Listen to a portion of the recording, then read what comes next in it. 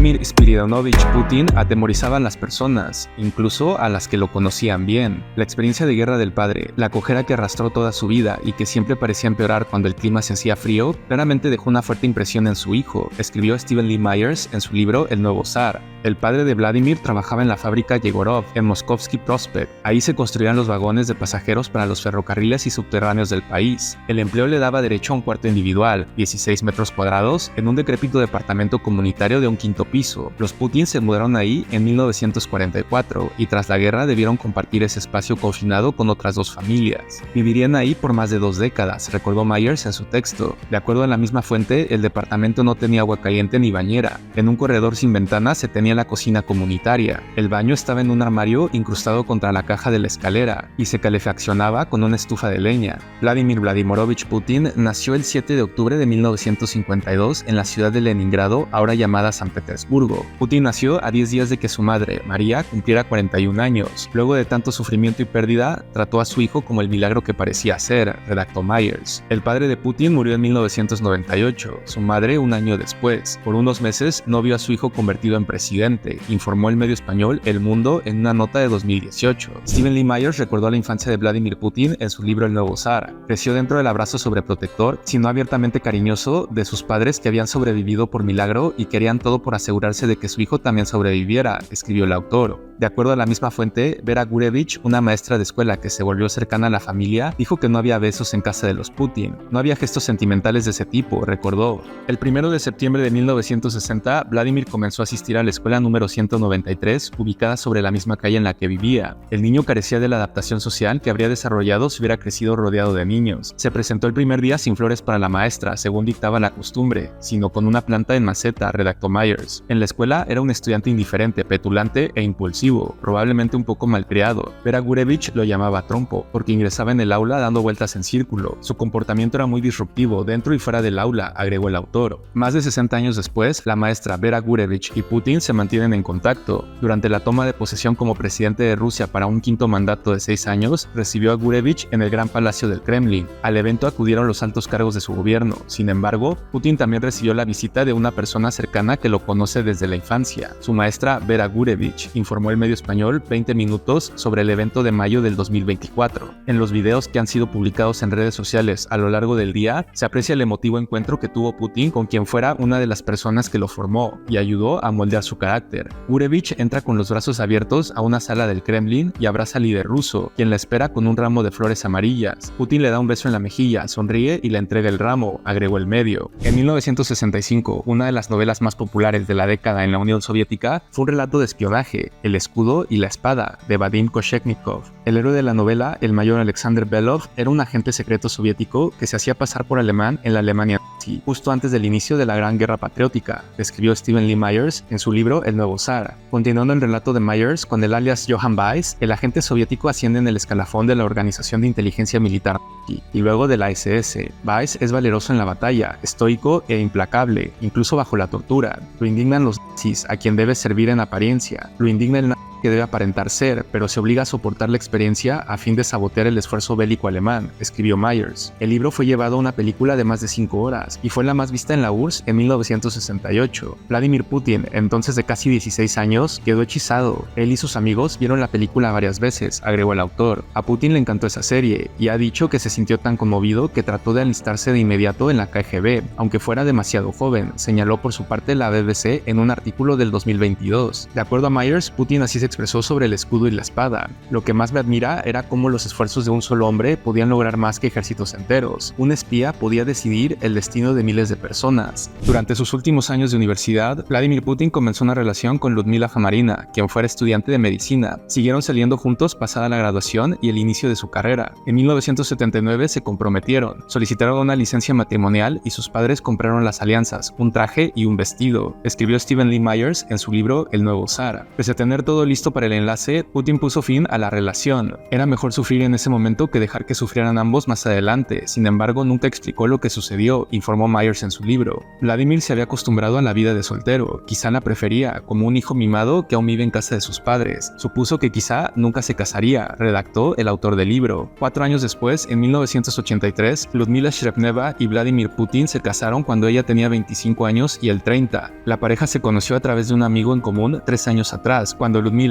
que era asistente de vuelo en aquel entonces, pasó por San Petersburgo, Leningrado entonces, unos días, informó en una nota el medio El Español. Tras 30 años de matrimonio, en 2013 la pareja anunció su separación y el divorcio se hizo efectivo en 2014. Ella se volvió a casar, ahora conocida como Ludmila Ocherednaya, está casada con el empresario Artur Ocherednaya, agregó el medio español. Ludmila Srebneva trabajaba como azafata de Aeroflot en marzo de 1980. De ojos azules, vivía en Kaliningrado. Ella tenía 22 años y una cabellera rubia que le caía en ondas hasta los hombros. Fue la descripción de Stephen Lee Myers en su libro El Nuevo Zar. De acuerdo a esta fuente, ella y otra azafata, Kalina, visitaron Leningrado durante 3 días. En su primera noche en la ciudad, ansiosas de ver todo lo posible, fueron con el novio de Galina, Andrei, al teatro Lentsovet. Galina había invitado a Ludmila y entonces Andrei llevó a su amigo Vladimir, redactó Myers. El autor del libro redactó que Ludmila quedó muy poco impresionada al principio, con la ropa gastada que vestía Putin y su comportamiento discreto. Si lo hubiera conocido en la calle, no le habría prestado atención, recordó años después, de acuerdo a Myers. Sin embargo, durante el intervalo, le pidió con bastante audacia si podía ayudarlos a conseguir entradas para el musical de la noche siguiente. Vladimir lo hizo y al final de la segunda velada le dio a ella su número telefónico, agregó el autor. En 1983, Ludmila Srebneva y Vladimir Putin se casaron cuando ella tenía 25 años y él 30. Tras 30 años de matrimonio, en 2013 la pareja anunció su separación y el divorcio se hizo efectivo en 2014. Ella se volvió a casar, ahora conocida como Ludmila Ocherednaya, está casada con el empresario Artur Ocherednaya, informó en una nota el medio El Español. En la década de los 80, Vladimir Putin y su familia vivieron en Dresde, Alemania Oriental. El mayor Putin estableció su vida en Alemania con bastante comodidad. Por primera vez en su vida adulta, dejó de practicar judo y abandonó la ejercitación regular. Aunque no fue bebedor, adquirió un gusto por la cerveza, especialmente la Radenberg Pilsner, escribió Stephen Lee Myers en su libro El Nuevo Zar. De acuerdo a la misma fuente, como marido y padre resultó ser algo machista. Se negaba a ayudar con las compras, la cocina o cualquier otra cosa que tuviera que ver con las tareas domésticas, pues creía en la división tradicional de los roles maritales, escribió el autor. En tanto, su esposa Ludmila lo calificó como el proveedor y defensor, y a ella le tocaba arreglarse con el resto. Para comer era muy selectivo, hasta el punto de rehusar a tocar platos que no le gustaban, por lo que ella perdía la paciencia al cocinarle. Nunca celebraba sus aniversarios de bodas, redactó Myers. El 5 de diciembre de 1989, a pocos días de la caída del muro de Berlín, en la ciudad de Dresde, una muchedumbre asaltó el cuartel de la Stasi, y luego un grupo de manifestantes se dirigió a los cuarteles de la KGB. El guardia que estaba en la puerta inmediatamente se retiró hasta la casa, recordó uno de los miembros del grupo, Siegfried Dana, de acuerdo a una nota de la BBC. Dana agregó que poco después apareció un oficial. No intenten entrar a la fuerza, mis camaradas están armados y tienen autorización para usar sus armas en caso de emergencia, escuchó Dana. El grupo se retiró. Putin llamó al comando militar soviético en la zona para pedir protección. La respuesta que recibió le produjo un choque devastador que le cambió la vida, señaló la BBC.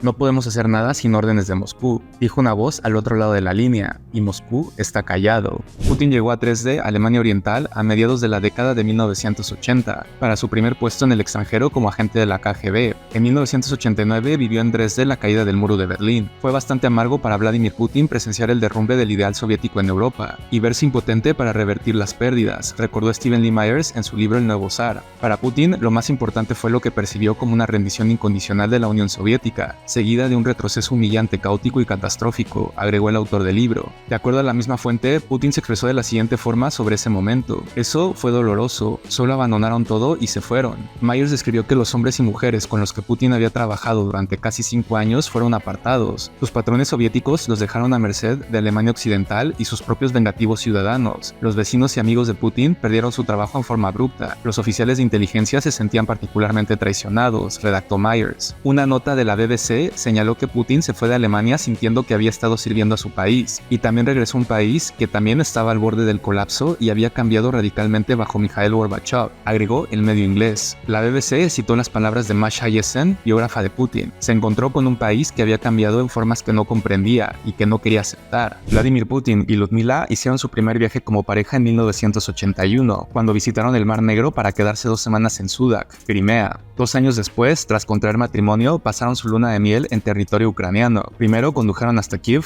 donde se encontraron con amigos que viajaron con ellos y con quienes con frecuencia compartieron la habitación. Escribió Stephen Lee Myers en su libro El Nuevo Zar. Recorrieron Moldavia, luego Leópolis en Ucrania Occidental, Mykolaiv y finalmente Crimea, y ahí se quedaron en Yalta, todos sitios de vacaciones emblemáticos del vasto imperio soviético, agregó el periodista. De acuerdo a la misma fuente, en Yalta, los recién casados tuvieron un dormitorio propio y se quedaron ahí por 12 días, nadando y tomando el sol en la orilla rocosa. Para él, Crimea era un lugar mágico y sagrado, escribió el autor del libro. Una nota de la CNN fecha el 24 de febrero de 2022 como el inicio del conflicto bélico entre Rusia y Ucrania, cuando tropas rusas provenientes de Rusia y Belarus cruzaron la frontera en varios puntos e invadieron Ucrania, tras meses de tensiones y acumulación de fuerzas militares, informó el medio. Ucrania, una ex república soviética independizada en 1991, mantiene una difícil relación histórica con su vecina Rusia, y en las últimas décadas se ha acercado a la Unión Europea y la OTAN, formada en 1949 para contrarrestar a la Unión Soviética, agregó la CNN. Durante los inicios de la década de los 90, Rusia enfrentó dificultades económicas. La heredera empequeñecida de la Unión Soviética podía ahora establecer un gobierno democrático, poner fin a su aislamiento durante la Guerra Fría y abrirse a Europa y el resto del mundo, escribió Stephen Lee Myers en su libro El Nuevo Zar. De acuerdo a la misma fuente, Vladimir Putin, en su primera incursión en la escena pública en 1991, se retrató a sí mismo como un demócrata declarado, pero incluso entonces, en los albores de la democracia en Rusia, hizo la advertencia de que el imperativo de un Estado fuerte y la voluntad de la gente para aceptarlo, incluso desearlo, seguía siendo parte del temperamento colectivo ruso, escribió el autor del libro. Más allá de lo triste o terrible que suene, creo que un giro hacia el totalitarismo por un tiempo es posible en nuestro país. Sin embargo, el peligro no debería verse en los órganos de cumplimiento de la ley, los servicios de seguridad, la policía, ni siquiera en el ejército. El peligro reside en la mentalidad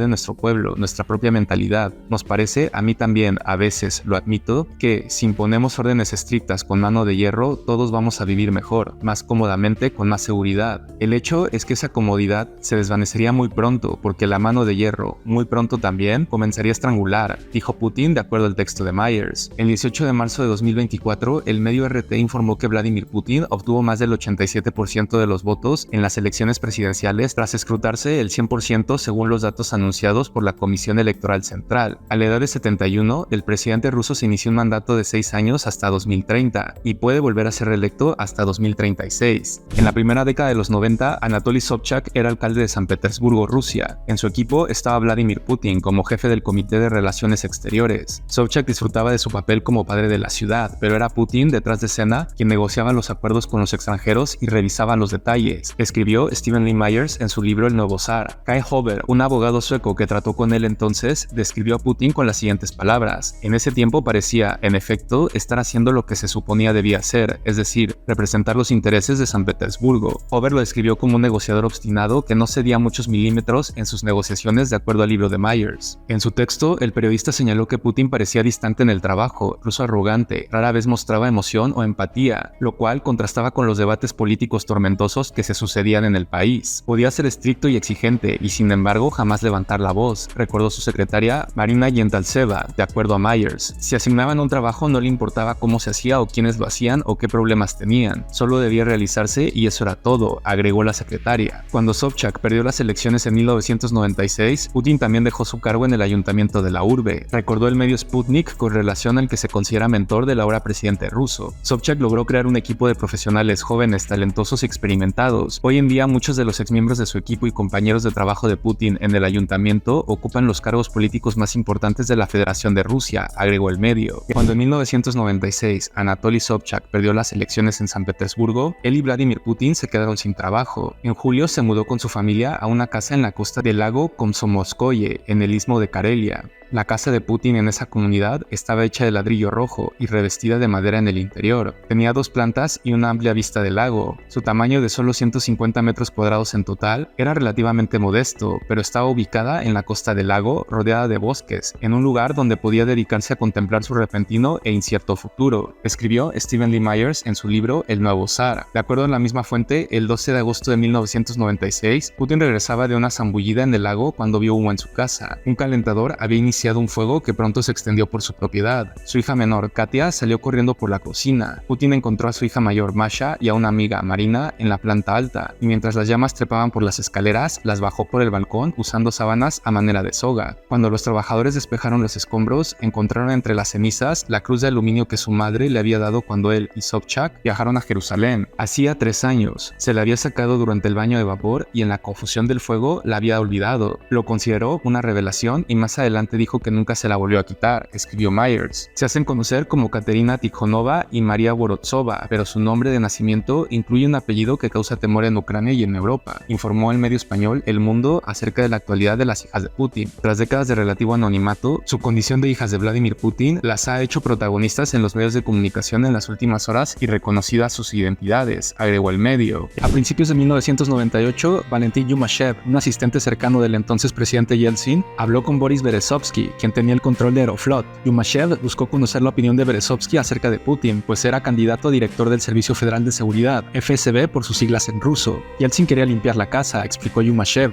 y le preguntó si tenía alguna impresión de Vladimir Putin, escribió Stephen Lee Myers en su libro El Nuevo Zar. De acuerdo a esta fuente, Berezovsky recordó que años atrás en San Petersburgo quería abrir una concesionaria de autos y se sorprendió cuando Putin rehusó incluso considerar un soborno que presumiblemente él estaba dispuesto a ofrecer. Era el primer burócrata que no aceptaba sobornos, dijo Berezovsky. En serio, me causó una impresión muy fuerte, agregó. Putin fue nombrado director del FSB el 1 de julio de 1998 y permaneció en ese puesto hasta el 1 de julio de 1999. De acuerdo a una nota de la BBC, el Servicio Federal de Seguridad se creó en 1995 y tiene la tarea de abordar las posibles amenazas contra el Estado. Este organismo coopera con fuerzas policiales extranjeras en la lucha contra el yihadismo y contra algunas bandas de crimen organizado, señaló la BBC. El medio refirió que parte del trabajo del FSB es evitar cualquier levantamiento de tinte pro-occidental en Rusia, como la Revolución de las Rosas en Georgia en 2003 y la Revolución Naranja de Ucrania en 2004. En 1999, la guerra aérea de la OTAN contra los Balcanes comenzó el 24 de marzo y duró 78 días. Cada bomba o misil que cayó sobre Serbia fue percibido como un ataque contra Rusia, escribió Stephen Lee Myers en su libro El Nuevo Zar. Tras los bombardeos, Milosevic aceptó las exigencias de la OTAN y retiró de Kosovo las fuerzas serbias para hacer lugar a una fuerza de pacificación internacional.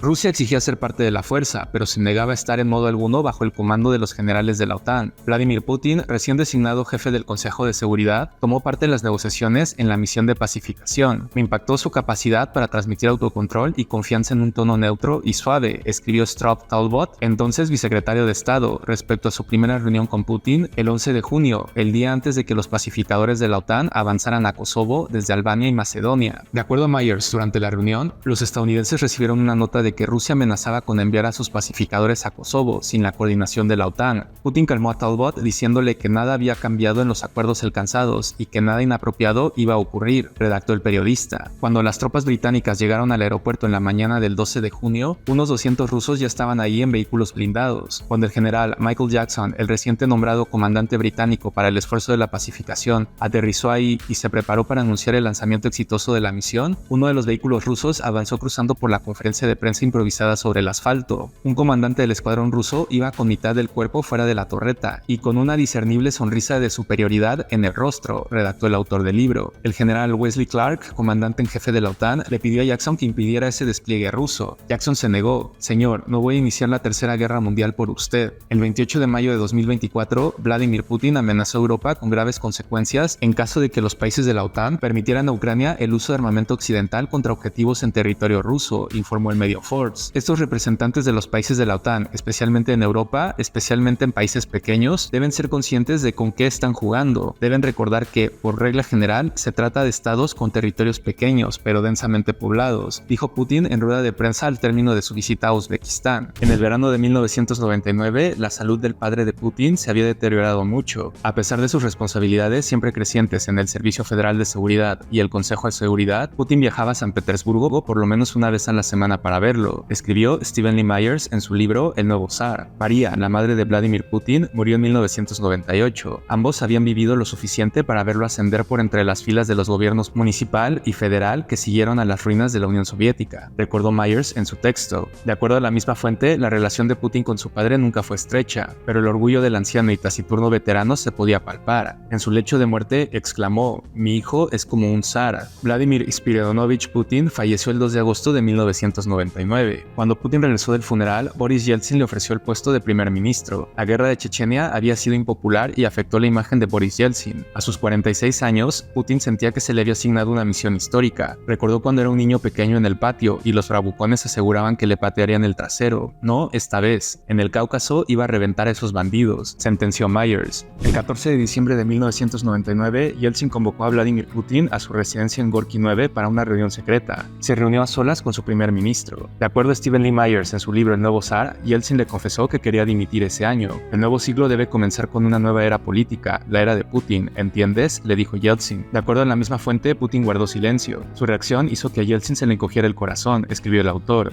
No estoy listo para esa decisión, Boris Nikolayevich, contestó finalmente Putin. Es un destino bastante difícil, agregó. Myers recordó que Yeltsin dijo que regresaría a la construcción o se mudaría a Sverdlovsk, donde había comenzado su carrera. Miró por la ventana el paisaje gris y nevado, perdido en sus pensamientos. Tras un interludio, regresó al asunto que los ocupaba, escribió el autor del libro. No me has respondido, le dijo a Putin, quien después de la charla aceptó. Nadie más supo de esa conversación, según Yeltsin, o de la decisión trascendental que habían tomado, concluyó el autor. Boris Yeltsin, el primer presidente de la Rusia postcomunista, murió el 23 de abril del 2007, a los 76 años, en Moscú. Su vida estuvo marcada por la lucha por la democracia, pero también se le atribuyen caos y capitalismo irresponsable, informó el medio alemán Deutsche Welle. En junio de 1991, Yeltsin fue el primer presidente de la provincia federada rusa elegido dentro de la Unión Soviética. Tras la caída del enorme imperio, se convirtió en el primer jefe de Estado de la nueva Rusia y permaneció en el cargo hasta fines de 1999, agregó el medio. Stephen Lee Myers describió en su libro El nuevo zar la manera en la que la esposa de Putin, Ludmila, se enteró de que su pareja fue nombrado presidente interino de Rusia. Ludmila no había mirado el mensaje televisivo de Yeltsin, pero 5 minutos después de que terminara, una amiga la llamó por teléfono. Luda, te felicito, dijo. Y yo a ti, respondió Ludmila, pensando que estaban intercambiando buenos deseos de año nuevo. Su amiga tuvo que explicarle que su esposo acababa de convertirse en el presidente interino del país, escribió el autor. Putin no había divulgado el secreto de Yeltsin luego de su primera reunión el 14 de diciembre, y el momento elegido tras la segunda, el 29 de diciembre.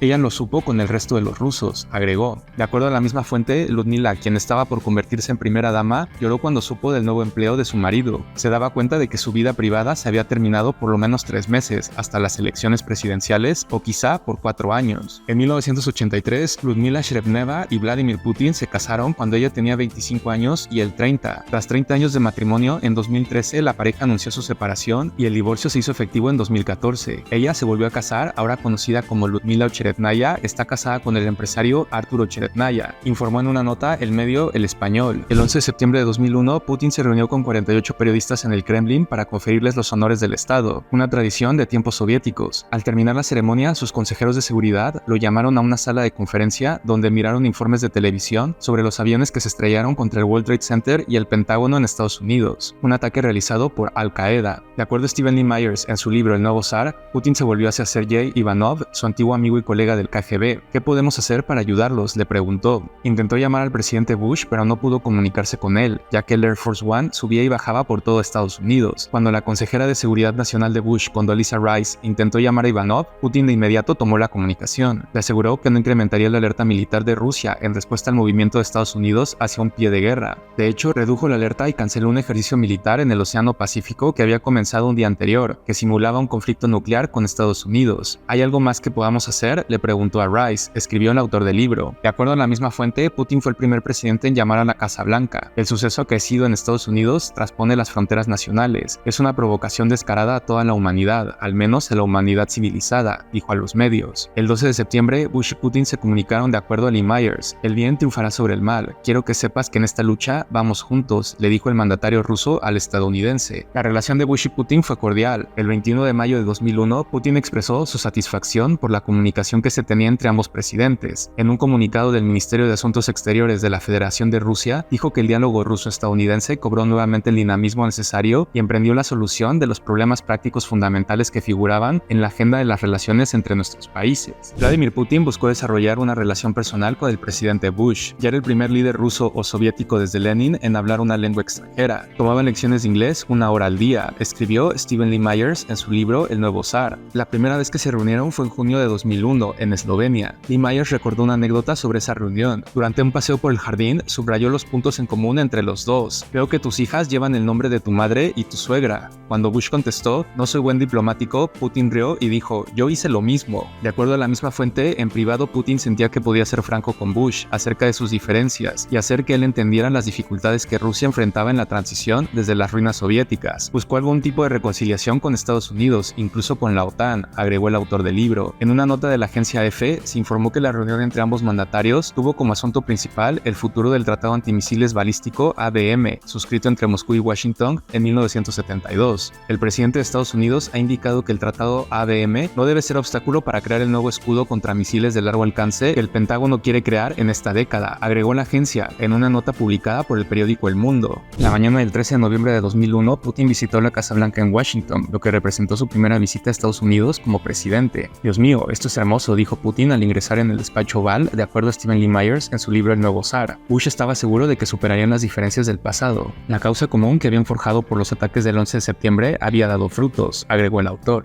De acuerdo a la misma fuente, al día siguiente los Putin volaron al rancho de Bush en Crawford, Texas. Ludmila le entregó a Laura Bush una rosa amarilla, símbolo de la sabiduría de Texas. Cuando finalmente comenzó la cena, comieron carne asada y escucharon al pianista Van Cliburn y a una banda de swing country, agregó el autor. Lee Myers recordó que cuando Putin ofreció un brindis, sonó conmovido en lo personal. Nunca he estado en el hogar de otro líder mundial. Estados Unidos tiene suerte de tener en una época tan crítica de su historia a un hombre de ese carácter al timón, dijo el mandatario ruso. 6 años después, en una reunión en Múnich en 2007, la relación ya no era la mejor. De acuerdo a la agencia Reuters, Putin hizo mención de las intenciones de Estados Unidos por marcar agenda en el mundo, a lo que Bush contestó, es una relación complicada, es una relación en la que hay desacuerdos, pero también hay una relación en la que podemos encontrar puntos en común para resolver problemas, y ese es el espíritu con el que seguiré trabajando con Vladimir Putin. Vladimir Putin no consideraba a Saddam Hussein como una amenaza, eso pensaba el presidente estadounidense George W. Bush a principios del milenio cuando Estados Unidos estaba al borde de un conflicto con Irak.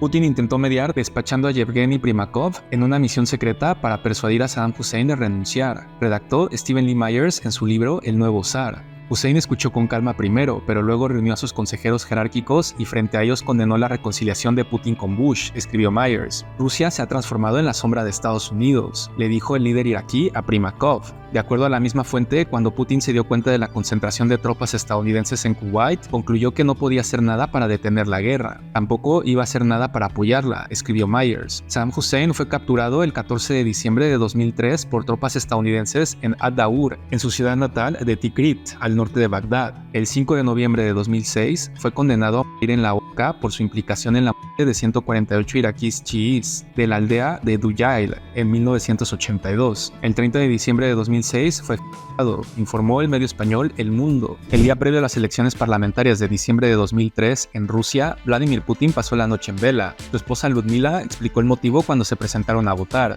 Su querida labradora negra, Connie, había dado a luz a 8 cachorros, escribió Stephen Lee Myers en su libro El Nuevo Zar. Putin recibió a Connie como regalo en diciembre de 2000, luego de visitar una perrera donde había sido entrenada para búsqueda y rescate. Connie se sumó al poodle Tosca que Putin había regalado a sus hijas, agregó Myers. De acuerdo a la misma fuente, el presidente ruso se convirtió en el favorito de Connie y lo acompañaba incluso a reuniones oficiales en su residencia. Myers escribió que cuando Bush visitó Novo Ogariovo, Putin comparó a Connie con el terrier escocés de Bush, Barney, más grande, más rápido, más fuerte, dijo. En enero de 2007, la entonces canciller alemana Angela Merkel visitó a Putin en Sochi, Rusia. Merkel le teme a los perros desde que uno la atacó en 1995. Fue captada por las cámaras mirando a Connie claramente incómoda durante la reunión en la residencia de verano de Putin, informó la CNN. El líder ruso parecía sonreír mientras veía a su perro acercarse a su invitada especial, agregó el medio. Putin le dijo a un periódico alemán que no era su intención asustar a la canciller alemana cuando llevó a Connie a una reunión durante esa rueda de prensa. Quería hacer algo lindo por ella, le dijo al periódico en una entrevista. Cuando descubrí que a ella no le gustaban los perros, claro que me disculpé, agregó Putin. Connie murió en 2014 a los 15 años. El 31 de octubre de 2004, Ucrania elegiría presidente, sustituto de Leonid Kuchma, un burócrata soviético que había sido elegido como reformista en 1994. Luego se volvió cada vez más autoritario y corrupto, al tiempo que Ucrania se tambaleaba en una transición hacia la democracia y el capitalismo, escribió Stephen Lee Myers en su libro El Nuevo Zar. De acuerdo a esta fuente, para muchos ucranianos, el deceso de la Unión Soviética no era una catástrofe sino una liberación, un resurgimiento de la independencia respecto a Moscú. Sin embargo, la identidad nacional en Ucrania era débil al principio de los 2000, estaba muy dividida frontera geográfica y étnicamente, entre ucranianos y rusos, entre otros grupos, recordó Myers. Los ucranianos tenían lazos históricos y culturales con los rusos, pero el espíritu nacionalista que emergió en los primeros años de independencia del país se asemejaba al de otras antiguas repúblicas como Lituania, Letonia y Estonia, que habían soportado 5 décadas de ocupación soviética y ahora eran parte de la OTAN y la Unión Europea, agregó el autor del libro. Algunas de las medidas que la población adoptó fueron símbolos ucranianos y nombres ucranianos para las ciudades, incluida la capital que se había llamado en ruso Kiev durante siglos, pero que en la independencia volvió al estilo ucraniano Kiev, señaló Myers. El conflicto bélico entre Ucrania y Rusia comenzó el 24 de febrero del 2022 y en 2024 cumplió más de 2 años de actividades. De acuerdo al medio alemán Deutsche Welle, el ataque ruso ya había comenzado 8 años antes con la anexión en Crimea. El 27 de febrero de 2014, hombres armados y enmascarados con uniformes sin emblemas nacionales ocuparon el parlamento y la administración regional de la península. El presidente ruso Vladimir Putin admitió más tarde que eran soldados rusos. En su libro El nuevo zar, Stephen D. Myers abordó los profundos lazos étnicos, culturales y económicos de Ucrania con Rusia. Era la raíz histórica de Rusia misma, el Rus de Kiev, el feudo medieval cuyo líder, Vladimir el Grande, adoptó el cristianismo en 988, y la frontera de los imperios zaristas que siguieron. Su nombre traducido literalmente es la Ucrania, la frontera, redactó Myers. De acuerdo a la misma fuente, pese a que las fronteras de Ucrania se habían modificado con el tiempo, pues en algún momento su territorio occidental fue parte de Polonia o el imperio austrohúngaro, en 1954 Nikita Khrushchev decretó que Crimea sería gobernada por la República Socialista Soviética de Ucrania desde Kiev, no desde Moscú. Nadie entonces, y tampoco Putin, ciertamente cuando pasó su luna de miel ahí cerca de 2 décadas después, avisoró jamás que Ucrania y con ella Crimea sería un día parte de otra nación independiente. Incluso ahora, en 2004, parecía un accidente histórico que Putin, como la mayoría de los rusos, toleraría solo en tanto la nueva Ucrania permaneciera firmemente anidada dentro del abrazo geopolítico de Rusia, agregó el autor. Fue el 31 de octubre de 2004 cuando Ucrania llamó a elecciones para sustituir a Leonid Kuchma,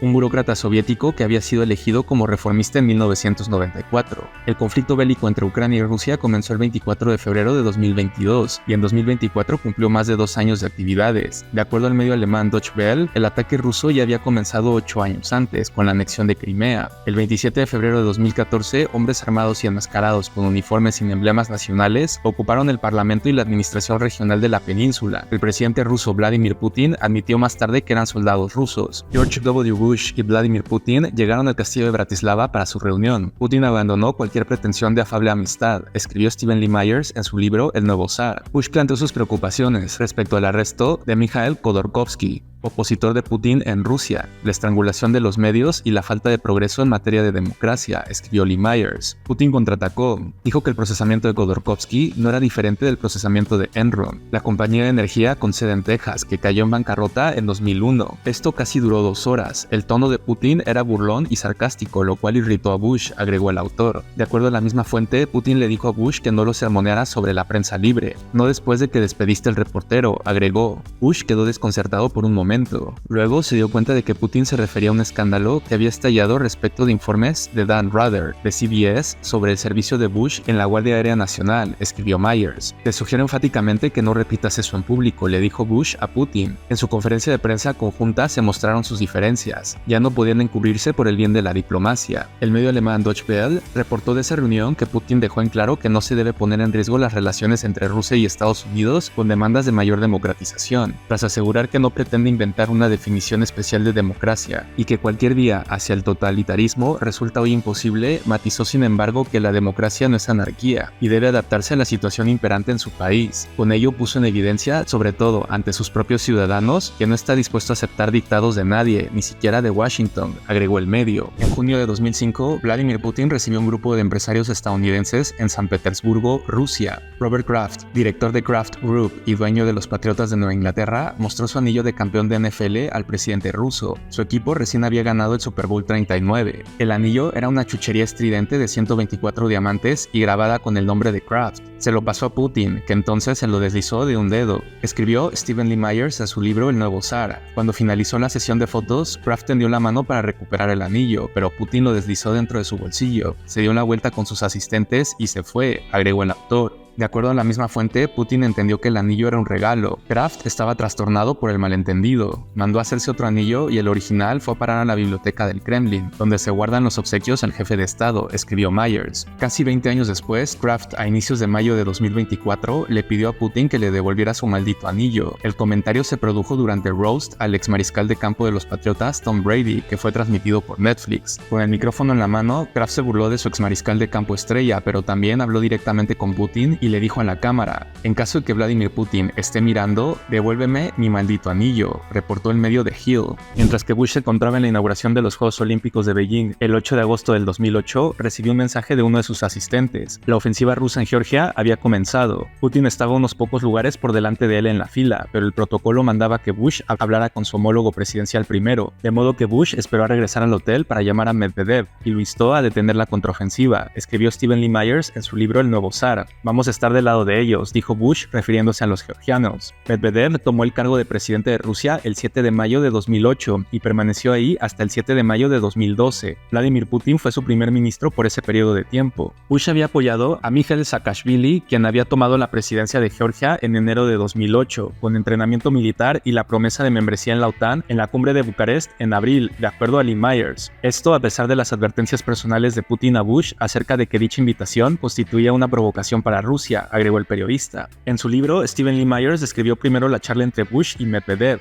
El ruso comparó a Saakashvili con Saddam Hussein. Después, Bush confrontó a Putin en Beijing en el Estadio Nido de Pájaros, antes de la apertura de los Juegos Olímpicos esa noche. Te advertí que Saakashvili tenía sangre caliente, dijo Bush. También yo tengo sangre caliente, replicó Putin. No, Vladimir, tú tienes sangre fría, le contestó el estadounidense. De acuerdo al medio Euronews, los enfrentamientos entre las tropas georgianas y las fuerzas separatistas estallaron a principios de agosto de 2008. Los tanques rusos entraron en Osetia del Sur con el pretexto de ayudar a sus ciudadanos. Muchos osetios tenían ya pasaportes rusos, informó el medio. En pocos días, Rusia logró restablecer el control expulsando a los georgianos de Osetia del Sur, incluso atacando los suburbios de Tbilisi. El final de la guerra de 5 días se saldó con 800 muertos, según una misión oficial de investigación de la Unión Europea, agregó el medio. El medio Euronews informó que los enfrentamientos entre las tropas georgianas y las fuerzas separatistas estallaron a principios de agosto de 2008. Los tanques rusos entraron a Osetia del Sur con el pretexto de ayudar a sus ciudadanos. Muchos osetios tenían ya pasaportes rusos, informó el medio. En pocos días, Rusia logró restablecer el control, expulsando a los georgianos de Osetia del Sur e incluso atacando los suburbios de Tbilisi. El final de la guerra de 5 días se saldó con 800 muertos, según una misión oficial de investigación de la Unión Europea, agregó el medio. El cese al fuego se logró, en parte, a una tensa negociación entre el presidente francés Nicolas Sarkozy, el entonces presidente ruso Dmitry Medvedev y su primer ministro Vladimir Putin. Sarkozy voló a Moscú para mediar un cese al fuego el 12 de agosto. Encontró a Medvedev tranquilo y optimista, capaz de negociar. Sin embargo, Putin también asistió a la reunión, se mostró bombástico y crudo, y bufó con tal ferocidad contra Saakashvili que el problema parecía profundamente personal, escribió Stephen Lee Myers en su libro El Nuevo Zar. Rusia exigía la destitución de Saakashvili como una condición para la paz. Sarkozy dijo que el mundo no aceptaría el derrocamiento de un líder electo. A Saakashvili lo voy a colgar de las...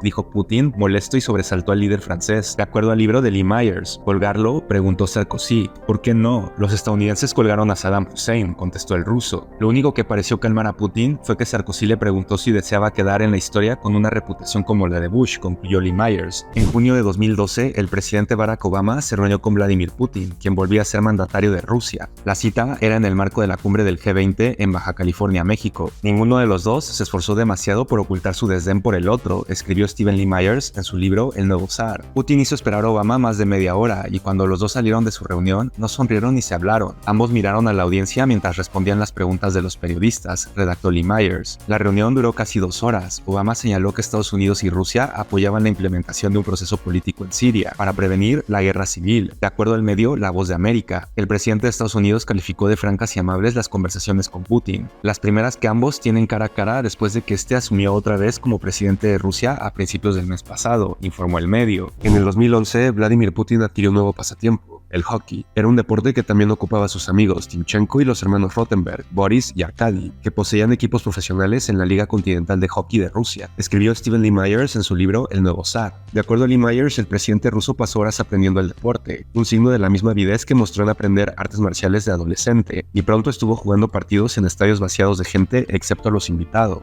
El día que regresó al poder como presidente de Rusia en 2012, salió del Kremlin para jugar un partido de exhibición contra leyendas retiradas del hockey. Putin marcó 2 goles, incluido el que ganó el partido con un tiro penal durante el tiempo extra, agregó el periodista. El 29 de diciembre de 2018, Vladimir Putin despidió el año jugando hockey en la Plaza Roja. Pronto llegan las fiestas, disfrutamos con los veteranos, con nuestras leyendas del hockey. Una vez más tenemos la posibilidad de recordar lo que hicieron por el hockey y el deporte ruso en general, dijo Putin a la prensa local, según reportó el medio El Español. Cuando Vladimir Putin regresó a la presidencia de Rusia en mayo de 2012, se vio a Ludmila por última vez en público con él. La ausencia de ella durante la nueva presidencia de Putin se volvió llamativa y avivó nuevos rumores acerca de su separación, escribió Steven Lee Myers en su libro El Nuevo Zar. No aparecieron juntos en público otra vez hasta junio siguiente, a la salida del primero de los 3 actos de un ballet representado en el Kremlin, La Esmeralda, agregó el periodista. En esa ocasión, un corresponsal de un canal de noticias preguntó: hay rumores de que ya no viven juntos, ¿es así? De acuerdo a Lee Myers, Putin inhaló y miró a Ludmila. Luego respondió: es verdad, toda mi actividad, mi trabajo es público, absolutamente público. A algunos les gusta, a otros no. Algunos son completamente incompatibles con eso. A Ludmila se le veía incómoda, a Putin de acero, agregó el autor del libro. Nuestro matrimonio se acabó porque apenas nos vemos, dijo Ludmila. Aún así nos sustenta a mí y a nuestras hijas, y agregó que seguirían siendo amigos. ¿Significa que estaban divorciándose?, preguntó el corresponsal. Puedes llamarlo un divorcio civilizado, dijo Ludmila de acuerdo a Lee Myers. En 1983, Ludmila Sherevneva y Vladimir Putin se casaron cuando ella tenía 25 años y él 30. Tras 30 años de matrimonio, en 2013 la pareja anunció su separación, y el divorcio se hizo efectivo en 2014. Ella se volvió a casar, ahora conocida como Ludmila Ocherevnaya. Está casada con el empresario Artur Ocherevnaya, informó en una nota el medio El Español. Y así se cierra una página más de Página 18. ¿Quieres conocer más sobre la historia de Vladimir Putin? Escríbanos tu opinión sobre este video y no olvides que en Página 18 diario tenemos una historia nueva que contarte.